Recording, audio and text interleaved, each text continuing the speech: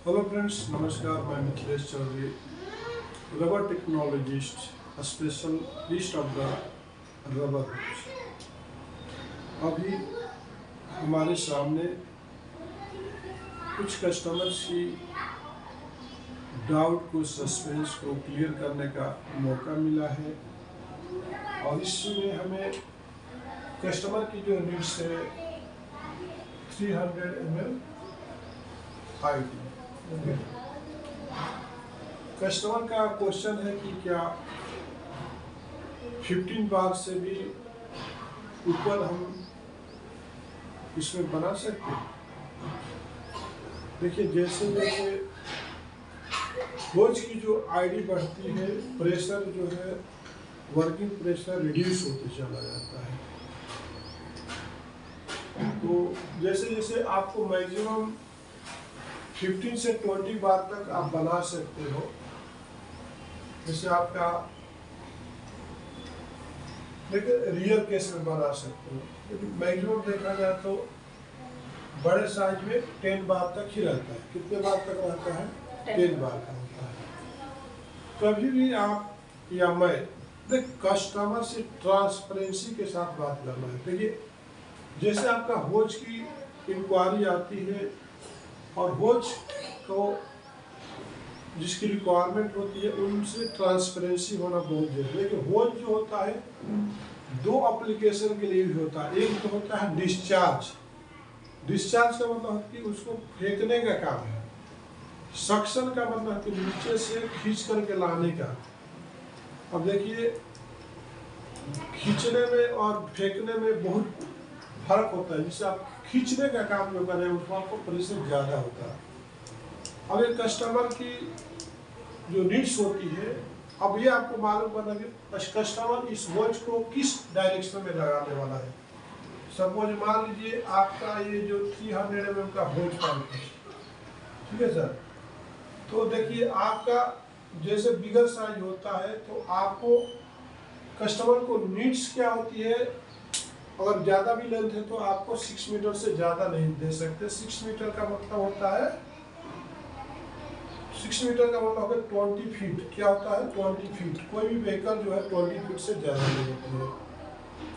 अब इसमें क्या होगा, देखिए सक्शन में क्या होता है, हेलिकल वार रहता है, हेवी हेलिकल वार रहता है। डिलीवरी में हेवी हेलिकल वार नहीं रहता है। सक्शन, अब ये मान लीजिए होज है, ये किस डायरेक्शन में लगने वाला। अगर इस होज को, इसी होज को अगर वर्टिकल डायरेक्शन में लगाया जाएगा, सपोज मान लीजिए होज पाइप है, ठीक है। सपोज मान लीजिए कि होज पाइप है, राइट। ध्यान दो, अगर इस होज पाइप को अगर वर्टिकल डायरेक्शन में लगाया जाएगा होज पाइप को, ठीक है ना। आपको देखो, ध्यान दो, ये होज पाइप क्या है, वर्टिकल डायरेक्शन में, आपका हॉरिजॉन्टल डायरेक्शन में है। और एक जो होज है आपको एंगल में लगेगा, ठीक है ना। एक जो होज किस कैसा लगेगा, एंगल में लगेगा। जिससे कि आपका ये कस्टमर से आपको पूछना बहुत जरूरी होता है। जिस तरह से आपका ये होज पाइप है, ठीक है सर। अब देखिए, आपके सामने 3 तरह के होज है, ठीक है। ये जो होज है पूरी तरह से कैसा लगा हुआ है, वर्टिकल। ये क्या लगा है, हॉरिजॉन्टल लगा हुआ है, ठीक है सर। अब एक जो होज है रेड वाला, एंगल में लगा है, 30 एंगल या 40 एंगल में इसे जा रहा है, ठीक है। चढ़ाई चढ़ के जा, नीचे से ऊपर इसे चढ़ जा रहा है। अब सवाल है कि सबसे ज्यादा होज के पे प्रेशर किस पे पड़ेगा। अब जवाब दे सकते हैं, सबसे ज्यादा प्रेशर किस पे गिरने वाला है। सबसे ज्यादा प्रेशर इस पे गिरने वाला है, ठीक है ना। सबसे ज्यादा प्रेशर इस पे गिरने वाला है, नीचे से ऊपर की तरफ जा रहा है, नीचे से ऊपर की तरफ जा रहा है। आप तो यहाँ पर सबसे ज्यादा प्रेशर गिरेगा। इसके बाद आपका सबसे ज्यादा, उसके बाद जो प्रेशर गिरेगा, इसमें प्रेशर गिरेगा कि इसे चढ़ाई पर चढ़ रहा है। लेकिन इसमें कुछ भी प्रेशर नहीं है। यहाँ से जाके यहाँ से निकल जाने वाला है, ठीक है। यहाँ से जाके वाटर आपका निकल जाने वाला है। तो देखिए, अभी कस्टमर की जो नीड्स है 300 by 6 metre, both side flange. अब चलिए हम लोग, आपने ये देख लिया। अब फ्लेंज की जब बात करेंगे तो फ्लेंज की जब बात करेंगे तो फ्लेंज कैसा होना चाहिए, ठीक है सर। देखिए, अगर मेरा सजेशन मानिए, अगर आप जो होज यूज कर रहे हो तो मैक्सिमम हमारा जो सजेशन है वाटर के लिए जहाँ पर आप यूज करते हो, तो आपको एमएस फ्लेंच अगर आप यूज कर रहे हो तो रबराइज का यूज करना चाहिए। कैसा? रबराइज यूज करना चाहिए, ठीक है ना। तो क्या होगा, जिससे सपोज मान लीजिए आपका जो होज पाइप है, ठीक है, आप मान लीजिए 300 का होज पाइप है, तो निपल आप ऐसा ले लेंगे, निपल के ऊपर क्या करेंगे आप, ऐसा फ्लेंच आप वेल्डिंग कर दिया, ठीक है ना, ऐसा फ्लेंच वेल्डिंग कर दिया, ठीक है सर। ये निपल किसका रहेगा? एमएस का निपल रहेगा, फ्लेंच भी आपका एमएस का रहेगा। तो इसमें क्या आपने यहाँ पर होज कंटिन्यूअस बिल्ड कर दिया, ठीक है सर। अब इसके अंदर पानी आपको पास करने वाला, वाटर यूज करने वाले, मड यूज करने वाले हो, एयर यूज करने वाले हो, ठीक है। एयर में तो कम ये रस्ट पकड़ेगा, लेकिन पानी और मड में तो ये क्या होगा, ये पार्टिकल रस्ट लगने लगेगा। क्या? ये पार्टिकल पर रस्ट बनेगा धीरे धीरे। जो इसके अंदर टिन का परसेंटेज रहता है मिल रस्टिंग में, धीरे धीरे जंग लग करके अंदर इसको खा जाएगा। क्या करेगा? खाएगा। तो यहाँ पर आपका एडिशन जो है ना सर, इस पोजीशन पर वीक होने लगेगा। तो यहाँ से होज जो है ना सर आपका डैमेज होना शुरू। इधर होज कुछ भी नहीं हुआ, ये साइड में आपका होज कुछ भी नहीं हुआ, लेकिन यहाँ से आपका लीकेज चालू होगा। इसलिए आपको अगर वाटर के लिए चाहिए तो रबराइज का ही आपको लेना चाहिए, रबराइज लेना चाहिए मड में, वाटर में।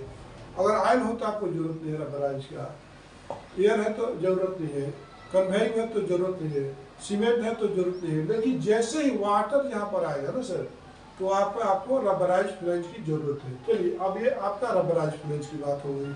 अब आपको मैं एक बहुत ही इंपॉर्टेंट थिंग्स बताने वाला हूँ कि how to improve the hose of life. अगर होज की लाइफ को आपको बढ़ाना होगा तो क्या करना चाहिए आपको? देखिए, एक तो आता है फिक्स फ्लेंच। क्या आता है? फिक्स, मतलब पूरी तरह से आपने फिक्स कर दिया। एक आता है कि फिक्स फ्लेंच, जैसे कि आप मान लीजिए कि हमने निपल ले लिया, ठीक है सर, तो इस निपल के ऊपर हमने ऐसा वेल्डिंग कर दिया फ्लेंच को, तो ये हो गया आपका, क्या हो गया? फिक्स फ्लेंच हो गया। क्या हो गया सर? ये फिक्स हो गया पूरी तरह से, ये जो आपका फिक्स हो गया, ठीक है ना। अब इसके पीछे जो होज पाइप बना हुआ रहेगा, अगर आपको इधर से भी आपका कोई, अब मान लीजिए आपका यहाँ पर पंप है, ठीक है ना, तो ये पंप का जो फ्लेंच है और इसमें आपको बोल्टिंग करना होगा।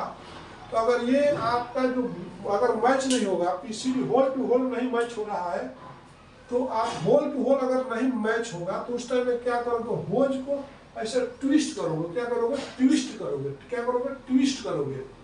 तो ट्विस्ट करने के बाद इधर भी ट्विस्ट कर दिया, बैक दोनों साइड अगर आप ट्विस्ट कर दिए तो होज जो है ऑलरेडी उसमें टेंशन में आ गया। जब आप देखिए, इंसान जो है जब टेंशन में रहेगा तो काम कुछ भी नहीं कर सकता है, उसका जो काम करने का एफिशिएंसी कम हो जाता है, और वही फ्री रहेगा तो काम ज्यादा कर लेता है। उसी तरह से अगर ये होज को आपने क्या किया, दोनों साइड से ट्विस्ट कर दिया, तो इसका लाइफ जो है ना ऑलरेडी इसमें टेंशन आ चुका है, रेफोर्समेंट में, हेलिकल वायर में, रबर में ऑलरेडी टेंशन में है। तो ये क्या होगा? धीरे धीरे इसका लाइफ जल्दी खराब होगा। उसी तरह से अगर आप यहाँ पर सर्वाइवल फ्लेंच का यूज करेंगे, जैसे सर्वाइवल फ्लेंच पर बात करेंगे, जिसको रोटेटेड फ्लेंच बोलते हैं सर, ठीक है सर। जब आप रोटेटेड फ्लेंच का आप इस पर यूज करेंगे सर, तो उसमें क्या होगा? आपका होज का जो है ना सर लाइफ बढ़ जाएगा, जो उसका जो एमओसी है उसके कंस्ट्रक्शन पर कुछ भी इफेक्ट नहीं पड़ेगा। क्या होगा? खाली आउटर वेदर का इफेक्ट रहेगा, इंटरनल जो है आपका पानी का इफेक्ट रहेगा, लेकिन बाकी जो उसका इंटरनल पे कोई इफेक्ट नहीं पड़ेगा। उसके लिए क्या करना होगा? जिस तरह से आप ऐसा निपल ले लिया सर, ठीक है, ये आपने इस पे निपल ले लिया। अब निपल के ऊपर यहाँ पे क्या स्टॉपर आप बनाते हो? क्या बनाते हो? स्टॉपर बनाते हो। यहाँ पर स्टॉपर बनता है, ठीक है ना। इसके बाद आपको क्या करते हो? यहाँ से आपको फ्लेंच फिक्स करते हो, ठीक है ना सर। ये फ्लेंच आपका हो गया, ठीक है सर, ये फ्लेंच हो गया आपका, ठीक है।